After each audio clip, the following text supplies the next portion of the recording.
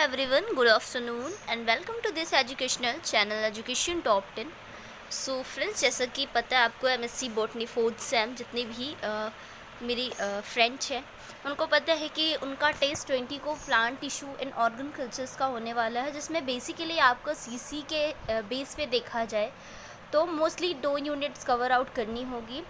सो मैं आज दूसरे यूनिट तक तो आपको ऑलरेडी मैंने कवर करवा दिया, जिसमें plant cell and tissue organ cultures का जो जनरल इंट्रोडक्शन है, हिस्ट्री स्कोप और बहुत सारी चीज़ें इसके बारे में बताया है। टोटी पोटेंशी का भी वीडियो लेक्चर्स अपने चैनल पर प्रोवाइड करवा दिया है।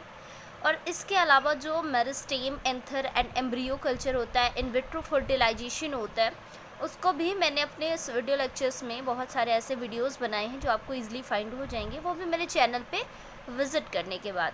इसके बाद यूनिट 3 पे आपको ऑर्गेनेजेनेसिस जो होता है, एडवेंटिव एम्ब्रियोजेनेसिस आपको पढ़ना है, ठीक है। सो आज के इस वीडियो में आपको यूनिट 3 का फर्स्ट पॉइंट पढ़ना पड़ेगा। और अगर वीडियो अच्छा लगता है आपको तो आप प्लीज़ मेरा सपोर्ट करें, मेरे चैनल को ज़रूर सब्सक्राइब कर दें। तो चलिए बढ़ते हैं आज के कंटेंट की ओर, बिकॉज़ आपके पास टाइम बहुत कम है एंड आपको अच्छे मार्क्स गेन करने हैं आपके सीसी में, बिकॉज़ आपका सीसी का जो मार्क्स होता है वो फाइनल में आपके ऐड होता है, आपके मार्क्स ऐड होते हैं। सो आपको फाइनल में अच्छे मार्क्स बनाने के लिए, आपके अच्छे स्कोर करने के लिए आपको ये ज़रूरी है पढ़ना। तो चलिए चलते हैं कंटेंट की ओर, देखते हैं आज क्या पढ़ना है आपको। ऑर्गेनेजेनेसिस, एडवेंटिव एम्ब्रियोजेनेसिस। देखिए यहाँ पे फ्रेंड्स, मैंने जैसे कि इंग्लिश में आपको बताया कि ऑर्गेनेजेनेसिस, एम्ब्रियोजेनेसिस, एडवेंटिव एम्ब्रियोजेनेसिस, जिसको आप हिंदी में भ्रूण जनन भी कहते हैं, इनके बीच डिफ्रेंशिएशन देखना है कि क्या होता है। ऑर्गेनोजेनेसिस क्या होता है? एक दैहिक भ्रूण जनन।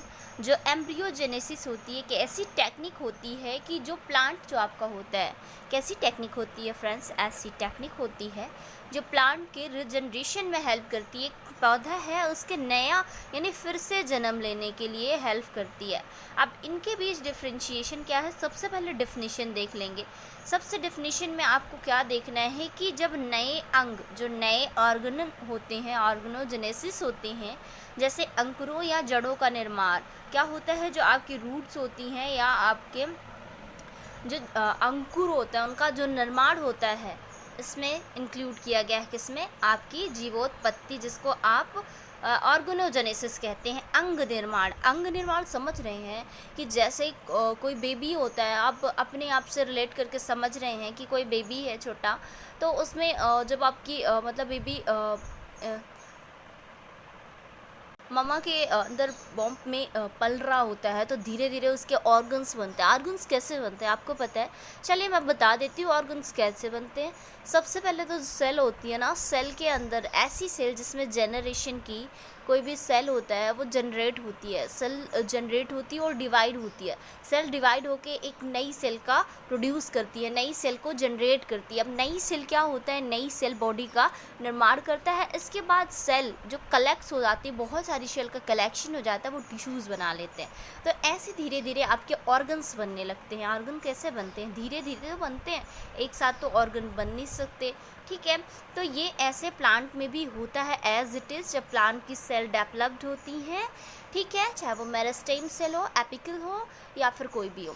तो जब सेल्स क्या होती हैं, धीरे धीरे डेवलप होती हैं, तो वो कलेक्शन ऑफ सेल्स क्या होता है? कैलस बनाता है, ठीक है। कैलस बनाने के बाद क्या होता है कि ऐसे जो प्लांट्स के ऑर्गन्स है, ऑर्गन डेवलप होते हैं, ठीक है। अब इसमें सेकेंड में देखेंगे जो एडवेंटिव एम्ब्रियोजेनेसिस होता है, एक एकल दैहिक कोशिका से भ्रूण का निर्माण है। इसमें सिंगल सेल होती है। किसमें? इसमें सिंगल सेल से निर्माण होता है। एक सेल से ओनली एक एम्ब्रियो का जो प्रोडक्शन होता है, एक सेल से एक एम्ब्रियो बनता है। क्या बनता है? एक सेल से एक एम्ब्रियो बनता है। एम्ब्रियो इन द सेंस भ्रूण, जिसको आप हिंदी में कहते हैं। अब यहाँ पे आप समझेंगे कि नए अंग बनते हैं। ऑर्गेनोजेनेसिस, अंग का निर्माण होना, इन हिंदी आपको मैं समझा दूँ कि ऑर्गेनोजेनेसिस होता है जब आपकी बॉडी के ऑर्गन्स बनते हैं, अंग बनते हैं, चाहे वो आँख, नाक, कान हो। एज इट इज़ प्लांट में बॉडी के जब प्लांट के ऑर्गन्स बनते हैं, चाहे वो स्टेम हो, लीफ हो, रूट्स हो, या फिर प्लांट का कोई भी ऐसा पार्ट जो जनरेट होता होगा या उससे नया बॉडी पार्ट्स बनता होगा, वो आपका क्या कहलाता है? ऑर्गेनोजेनेसिस कहलाता है, ठीक है। सो यहाँ पे आपको फर्स्ट पॉइंट पे डेफिनेशन तो आई होप समझ में आ चुकी होगी। बढ़ते हैं नेक्स्ट पॉइंट पे। नेक्स्ट पॉइंट में आपको नेचुरल एंड आर्टिफिशियल के बारे में, प्राकृतिक या कृत्रिम। तो प्राकृतिक रूप से कैसे ऑर्गेनोजेनेसिस बनता है इसके वाला फ्रेंड्स, जो नेचुरल तरीके से होता है उसमें देखेंगे कि जब तक प्लांट जीवित रहता है उसमें प्राकृतिक रूप से, नेचुरली रूप से, यानी कि प्रतिदिन होता है, एक मतलब एक डेली रूटीन पे ही होता है। इसे कृत्रिम रूप से भी किया जा सकता है, जो ऑर्गेनोजेनेसिस होता है, जैसे प्लांट टिश्यू ऑर्गन कल्चर के थ्रू जब आप लेबोरेटरी के अंदर किसी प्लांट को प्रोड्यूस करवाते हैं तो ये भी हो सकता है। सेकेंड पॉइंट में आपको देखना है कि ये जो होता है एम्ब्रियोजेनेसिस, इसको आर्टिफिशियल रूप से किया जा सकता है, ठीक है, कृत्रिम रूप से बनाया जा सकता है। बात करते हैं सोर्स की। पहले आपने डिफिनीशन देखा और इसके बाद इनमें क्या देखा कि कैसे बनते हैं ऑर्गेनोजेनेसिस एंड एम्ब्रियोजेनेसिस।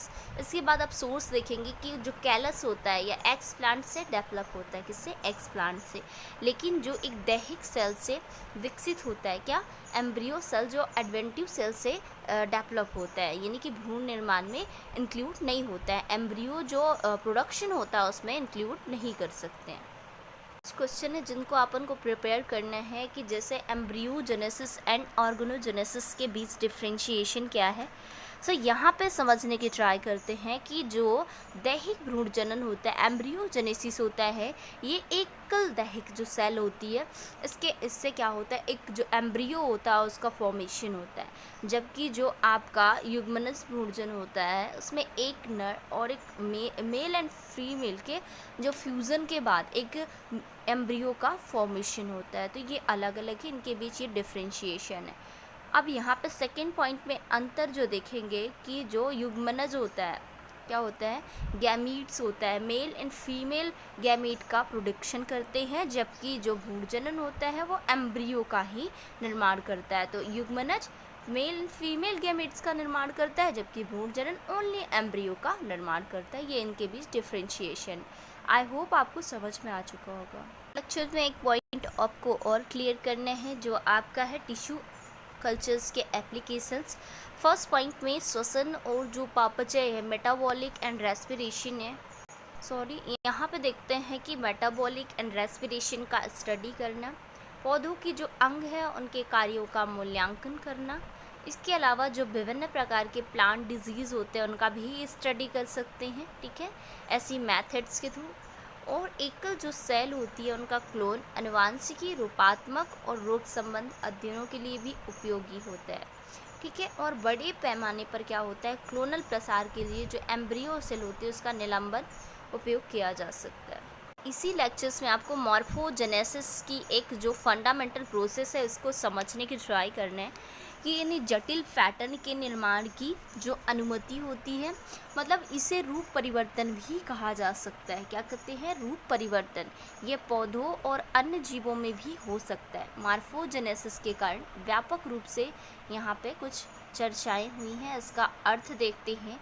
एक ऐसी प्रोसेस होती है मॉर्फोजेनेसिस जिसमें क्या होता है कि किसी जीव के जो शरीर होता है उसके हिस्सों की कोशिकाएं, क्या होती है कि जीव का जो शरीर होता है उसके हिस्सों की जो सेल्स होती हैं, पहले से मौजूद सामग्री से ऊतक के नए गठन के बिना जो कोशिका वृद्धि होती है और विभेदन के माध्यम से एक पहचानने योग्य के रूप में विकसित किया जा सकता है। इस अवधारणा का जो उपयोग होता है मुख्य रूप से पौधों के विकास, विशेषकर पत्तियों और फूलों के विकास का वर्णन करने के लिए किया जाता है, ठीक है। और ये जैसे कि आपको जो गर्भावस्था के ड्यूरेशन पे भ्रूण की जो वृद्धि होती है, एम्ब्रियो ग्रोथ होती है, और कीड़ों में काया पलट में भी होता है। मॉर्फोजेनेसिस के फीचर्स की बात करें, सिम्टम्स की कुछ लक्षण हैं, इसी विशेषताएं हैं। तो यहाँ पे जैसे सेल डिवीज़न होगा, आपको पता है कि सेल डिवाइड होती है तो नई सेल बनाती है, नई सेल का ग्रुप ऑफ सेल बनाती है, इसे टिश्यू भी कहते हैं। सेल डिवीज़न पे देखेंगे कि क्या होता है, सेल डिवाइड होती है, नया टिश्यू बनाती है और ऐसे ऑर्गन्स बनते हैं। फिर इसके बाद कोशिकाएं ऐसी रूप में विभेदित होती है जिसमें उनका पूरा जो डेवलप होने की बाद होते हैं। और पौधों की वृद्धि के लिए सेल डिवीज़न बहुत ही ज़्यादा इम्पोर्टेंट होता है। इसके लिए कुछ टाइम पीरियड भी होता है कि विकास की जो प्रक्रिया होती है, यानी कि डेवलपिंग जो प्रोसेस होती है, उसके दौरान मॉर्फोजेनेसिस एक विशिष्ट समय पर होता है। फिर फंक्शन की बात कर लेते हैं कि फार्म को पर्यावरण द्वारा नियंत्रित किया जा सकता है ताकि यह सुनिश्चित किया जा सके कि यह समग्र रूप से काम करता है। यानी मार्फोजेन के ठीक से काम करने के लिए यह महत्वपूर्ण होता है। शेप की बात करें कि कोशिका के आकार में जब परिवर्तन होता है तो मार्फोजेनेसिस की ये प्रोसेस होती है। मतलब मार्फोजेनेसिस एक ऐसी टेक्निक ही होती है जिसमें कोशिका जो सेल होता है उसके शेप एंड साइज में काफ़ी ज़्यादा डिफरेंशिएशन देखने के लिए मिलता है। फैक्टर अफेक्टेड हैं जो मार्फोजेनेसिस को प्रभावित करते हैं, जैसे कि जो सबस्ट्रैट होता है उसकी स्थिति में, जैसे पर्यावरणीय तनाव, आप एनवायरमेंटल स्टेज देखते हैं, जैसे कोई फिजिकल फैक्टर हो गया, यानी कि पौधे की जो ग्रोथ है, लेंथ है, उसको भी प्रभावित करता है, अफेक्टेड करता है। तो पादप जो मार्फोजेनेसिस को ऑक्सिन द्वारा कंट्रोल किया जा सकता है। आपने सुने होंगे इन हार्मोन्स के नाम, ऑक्सिन, जिबरेलिन, साइटोकिनिन। सो यहाँ पे अमीनो एसिड से बना एक रसायन होता है। ऑक्सिन एक हार्मोन के रूप में, एज अ हार्मोन के रूप में फंक्शन करता है, जिसमें जो सेल होती हैं बढ़ती हैं और साथ ही डिवाइड भी होती हैं। इसमें जो पौधों के लिए ऑक्सिन की मात्रा होती है उसको कंट्रोल करने में भी महत्वपूर्ण होता है। और इसकी अधिक मात्रा, यानी कि किसी चीज़ की, किसी हार्मोन्स की अधिक मात्रा भी उसको इफ़ेक्ट कर सकती है। ठीक है, तो एक मतलब मिनिमम क्वांटिटी होनी चाहिए। सेकेंड पॉइंट पे यहाँ पे देखेंगे कि पौधा जो डेवलप होता है उसमें जो उत्परिवर्तन म्यूटोजेनेसिस होता है एक बड़ी भूमिका निभाता है। यानी कि उत्परिवर्तन शरीर में कोशिकाओं के साथ साथ जीव का जो जीनोम होता है उसको भी अफेक्टेड करते हैं। उत्परिवर्तन पर्यावरणीय कारकों के कारण भी हो सकते हैं, लेकिन यह किसी जीव के जैसे जो पेरेंट्स होते हैं उनमें विरासत में प्राप्त हो सकते हैं। जैसे उत्परिवर्तन के कारण जो अंग होते हैं उनका निर्माण में काफ़ी ज़्यादा चेंजेस हो सकती है। ठीक है, सो फ्रेंड्स, आज के वीडियो लेक्चर्स के लिए इतना ही। अगर वीडियो पसंद आए तो please to like, share and subscribe and मेरा सपोर्ट ज़रूर करें फ्रेंड्स। तो मिलती हूँ नेक्स्ट वीडियो में, तब तक के लिए bye bye and take care. Thanks for watching this video.